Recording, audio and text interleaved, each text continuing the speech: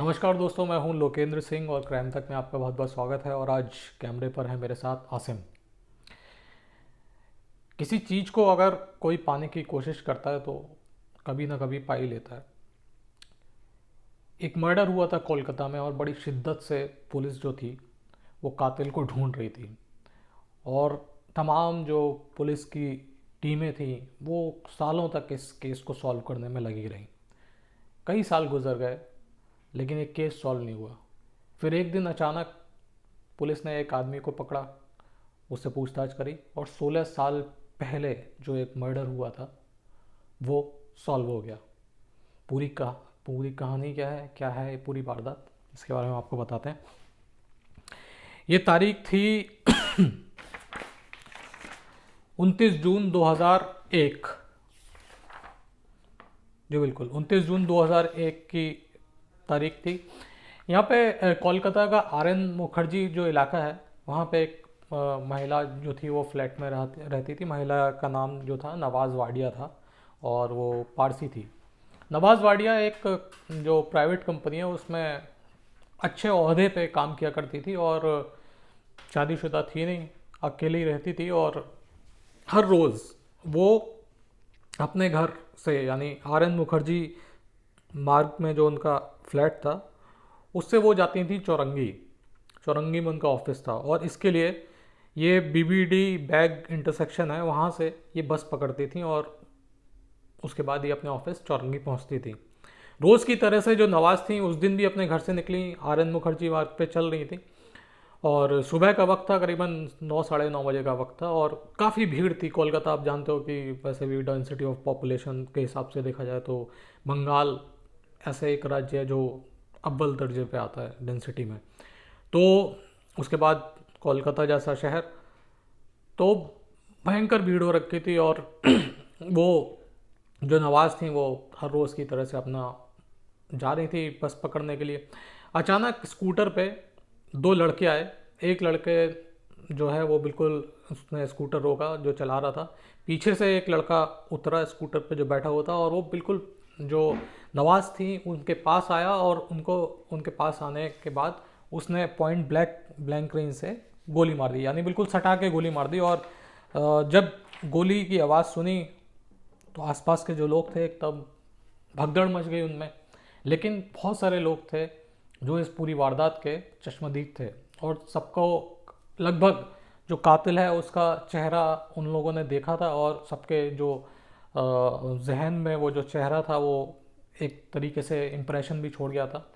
तो नवाज़ जो थी उनकी उम्र करीबन 52 साल थी और अकेली रहती थी। पुलिस भी मौके पे पहुंची और तफ्तीश करनी शुरू करी। तमाम चश्मदीद थे, तमाम चश्मदीदों को बुलाया गया, हुलिया मोहरा चेहरा पूछा गया कि किस तरीके का था जो गोली मार के भागा था। तो सबने बताया कि बड़ी कम उम्र का लड़का था, महज बहुत ज़्यादा हुआ था, 16-17 साल का ये लड़का था। तो उसी जो पुलिस ने पूछताछ करी थी उसी आधार पे स्केच आर्टिस्ट को बुलाया गया और स्केच आर्टिस्ट को बुलाने के बाद कई सारे जो थे स्केच जो थे वो बनवाए गए। थोड़ा बहुत डिफ्रेंशिएट था हर स्केच में, लेकिन लगभग शक्ल जो थी जो बताई गई थी जो चश्मदीद थे उनके मुताबिक सबकी जो उन्होंने डिस्क्रिप्शन दिया था वो मिल रहा था। पुलिस की कई टीमें लग गई इस मामले को सुलझाने में। एक तो काफ़ी एक पारसी महिला का कत्ल था, एक कंपनी में ऊंचे ओहदे पे थी, एक तरीके से हाई प्रोफाइल इसको मर्डर कहा जाएगा। और इस हाई प्रोफाइल मर्डर को सॉल्व करने के लिए पुलिस ने कई सारे टीमें कंस्टिट्यूट करी और कंस्टिट्यूट करने के बाद तफ्तीश शुरू करी। देखा गया कि जो ये नवाज़ हैं इनका बैकग्राउंड क्या है, तो मालूम चला कि ये आर.एन. मुखर्जी जो मार्ग है वहाँ पे एक फ्लैट है उसमें अकेली रहती हैं। पहले जो पिता थे वो रहा करते थे, लेकिन पिता की मौत के बाद ये अकेली रहती है। इनकी एक बहन भी है, वो कोलकाता में ही दूसरी जगह पे रहती है। और पता किया गया कि कोई दुश्मनी कोई रंजिश, तो मालूम चला कि नहीं, कोई ऐसी कोई दुश्मनी कोई रंजिश नहीं थी किसी से, कंपनी में भी नहीं थी, निजी तौर पे भी किसी से कोई ऐसी रंजिश नहीं थी। लेकिन पुलिस को समझ में नहीं आ रहा था कि एक जो 52 साल की महिला है, प्रेम संबंधों के बारे में पता किया गया तो वो भी एंगल जो था वो पुलिस के उसमें इन्वेस्टिगेशन में आया नहीं सामने। तो अब पुलिस को समझ में नहीं आ रहा था कि आखिर कोई मर्डर क्यों करेगा नवाज़ का।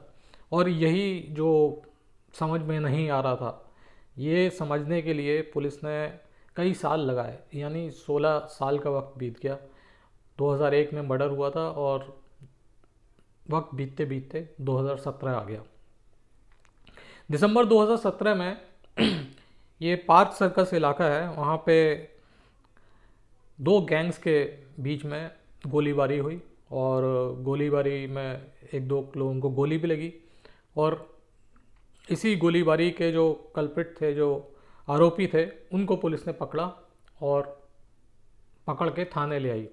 जो फायरिंग की गई थी वो एक इलीगल आर्म था, उससे फायरिंग की गई थी और जिसके पास से बरामद हुआ था उससे पुलिस ने पूछताछ करनी शुरू करी। उसने बताया कि मैं इस गैंग से जुड़ा हूँ और यहाँ पे वसूली और बाकी के जो भी धंधे होते हैं इलीगल, उसमें मैं जुड़ा हुआ हूँ। अब उससे और पूछताछ की गई, ये पूछा गया कि ये जो पिस्टल जो तुम्हें मिली है ये तुम्हें कहाँ से मिली है। तो उसने बताया कि ये पिस्टल मुझे मोहम्मद मोहित नाम का एक बंदा है जो बेगूसराय बिहार का रहने वाला है और वो गन ट्रेडिंग करता है, यानी वो गन स्मगलर है, वो बिहार से गन्स लेके आता है और कोलकाता में उसकी सप्लाई है। तो उसने बताया कि मुझे मोहित से ये जो गन थी वो मिली है। अब पुलिस ने पूछा कि तुम मोहित को कैसे जानते हो और कब से जानते हो। तो उसने मतलब बताया कि मैं काफ़ी लंबे वक्त से ये जो मोहित है इसको जानता हूँ और मेरी उससे लंबी जान पहचान है। अब पुलिस को लगा कि और पूछताछ की जाए, तो कई सारे, कहा जाना चाहिए कि कई सारे फेसेस में इससे पूछताछ की गई, कई सारे दौर हुए इंटरोगेशन के। और एक दौर में आखिरकार इसने ये बताया कि 16 साल पहले मैंने आर.एन. मुखर्जी जो मार्ग है वहाँ पे एक 52 साल एक बुज़ुर्ग महिला का कत्ल किया था और उस कत्ल की सुपारी मुझे मोहित ने दी थी और तभी से मैं उससे जानता हूँ। और उस सुपारी के एवज में उसने मुझे 50,000 रुपये दिए थे। और उसने बताया कि जब मैंने कत्ल किया था तब मेरी उम्र 16 साल थी और अभी मैं जो हूँ वो 32 साल का हूँ। अब पुलिस ने, क्योंकि मामला इतना पुराना हो गया था, तो पुलिस ने तुरंत जो फाइलें थी उनको खंगालना शुरू किया और जब फाइलें खंगाली गई तो वो कत्ल भी सामने आया जो 29 जून 2001 को हुआ था नवाज़ वाडिया का, और जिसमें इसने इकबाल जुर्म भी किया अपना कि मैंने उसका मर्डर किया था। तो अब ये तो थी कि सुपारी कुलिंग जो थी वो हुई थी, इसने मान लिया, लेकिन मोहित ने क्यों करवाई इसकी भी जांच करनी थी पुलिस को, क्योंकि मोटिव तो कम से कम सामने आया कि मोहित का क्या मोटिव था, उसकी ऐसी कौन सी दुश्मनी थी नवाज़ वाडिया से कि उसने उसका कत्ल करवा दिया। पुलिस ने अपना जाल बिछाया और जो मोहित था उसको पकड़ा। उसको पकड़ने के बाद उससे पूछताछ हुई और उससे बताया गया कि ये जो हम लोगों ने पकड़ा है एक आरोपी, उसने बताया कि तुमने 16 साल पहले, जब इसकी उम्र 16 साल थी, तब तुमने इसको सुपारी दी थी एक महिला को मारने के लिए और उसके एवज में तुमने 50,000 रुपये की रकम दी थी। तो तुमने उस महिला को क्यों मारा? तुम्हारी उससे क्या दुश्मनी थी या तुम्हें भी किसी से सुपारी मिली थी जो तुमने आगे इस लड़के को दे दी और कुछ हिस्सा अपने पास रख लिया? तो इस पे ये मोहित ने बताया कि दरअसल उसकी जो पत्नी है जिसका नाम है कैथरीन किंडो, वो नवाज़ के घर में बतौर नौकरानी काम किया करती थी और नवाज़ जो थी वो कैथरीन को बहुत ज़्यादा प्यार करती थी, बहुत ज़्यादा उसका लगाव था और अपनी जो बेटी है उसकी तरह से ही ये कैथरीन है उसको पाला करती थी और तमाम जो भी उसकी ज़रूरतें थी उनको पूरा करती थी, पैसे रुपया इमोशनली सब तरीके से कैथरीन को जो नवाज़ थी वो रखती थी। हैसियत भले ही उसकी नौकरानी की हो, लेकिन नवाज़ ने उसे कभी नौकरानी नहीं समझा और वो हमेशा उसे अपनी बेटी की तरह से रखती थी। और यही लाड़, यही मोहब्बत जो थी नवाज़ की कैथरीन को लेके, इसी मोहब्बत में उसने साल 2001 से पहले ही, उसका मर्डर जब हुआ उसके पहले ही, करीबन 1-1.5 साल पहले, उसने कैथरीन की एक पॉलिसी, अपनी एक पॉलिसी ली थी 2 लाख रुपए की, और उसमें कैथरीन को जो था वो नॉमिनी बताया था। नवाज जो थी वो ये जो कैथरीन का पति था मोहित, मोहित जो है उसको भी जानती थी, लेकिन वो समझती थी कि ये कोई जूते बेचने का काम करता है। लेकिन दरअसल ये जो मोहित था ये काफ़ी वक्त से गन ट्रेडिंग का या गन स्मगलिंग का काम करता था। बिहार से ये माल लेके आता था, हथियार लेके आता था, असला लेके आता था अवैध, और फिर वो कोलकाता के जो गैंग्स थे उनको बेच दिया करता था। तो जब ये बात कैथरीन ने अपने पति मोहित को बताई कि इस तरीके से जो मेरी मैडम है वो मुझे इतना प्यार करती हैं, और ये सोचो कि अपनी बेटी की तरह से वो मुझे ट्रीट करती हैं, और इवन ये सोचो कि पॉलिसी उन्होंने अपनी करवाई, और पॉलिसी करवाने के बाद उसमें जो नॉमिनी था वो मुझे बनाया। तो अब ये बात जो मोहित था उसके दिमाग में घूमने लग गई। साल 2001 की बात है, आप सोच लीजिए कि उस समय 2 लाख की कीमत कितना हुआ करती थी। कम से कम आज की डेट में मान लीजिए तो 2001 के 2 लाख और आज की डेट के 20 लाख लगभग मुझे लगता है बराबर ही होंगे। तो जब ये बात मोहित को पता चली तो उससे लालच आ गया और वो सोचने लगे कि क्या किया जाए। तो उसने फैसला किया कि अगर नवाज़ का मर्डर हो जाता है तो जो पैसा है पॉलिसी का वो उसकी बीवी कैथरीन को मिलेगा, और इस तरीके से उसका जो शातिर दिमाग था वो चलने लग गया। अब क्योंकि ये सप्लाई तो करता ही था कोलकाता में कई सारे गैंग्स को, तो अब इसे ढूंढना था एक ऐसा बंदा जो कत्ल कर सके। और इसमें इसने एक जो 16 साल का जो लड़का था उसको चुना।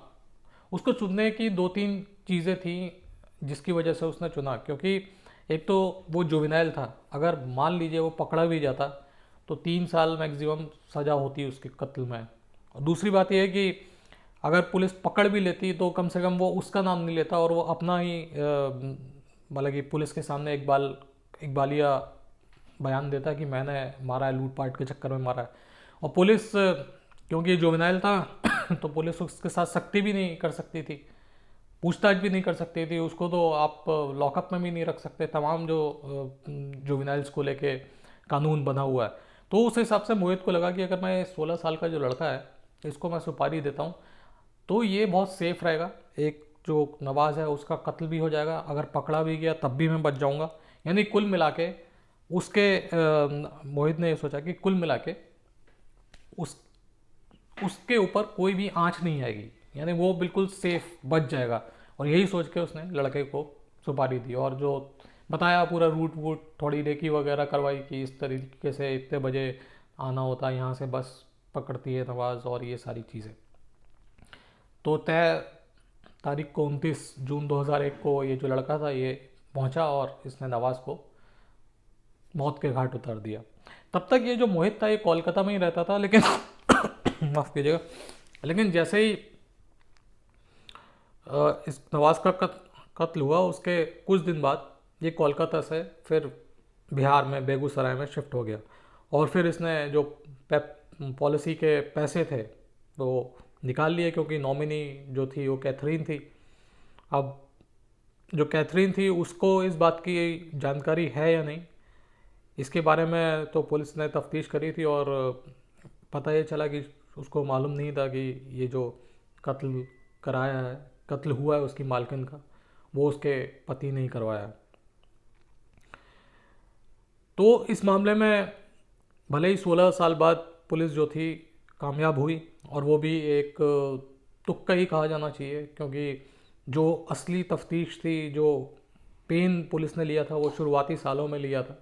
लेकिन अब जो ये केस जब खुला तो ये एक तरीके से इत्तेफाक ही है कि पुलिस के पास, पुलिस की पकड़ में वो क्रिमिनल आ गया जिसने 16 साल पहले एक कत्ल किया था।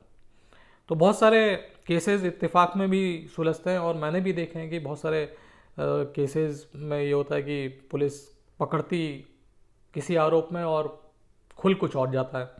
यानी कई बार तो ऐसा हुआ कि पुलिस ने एक मर्डर केस के लिए पकड़ा है और मालूम चला कि वो तो सीरियल किलर निकला, उसने तो 5-6 मर्डर किए हुए हैं। तो इस तरीके के इत्तेफाक क्राइम की दुनिया में बहुत ज़्यादा होते हैं।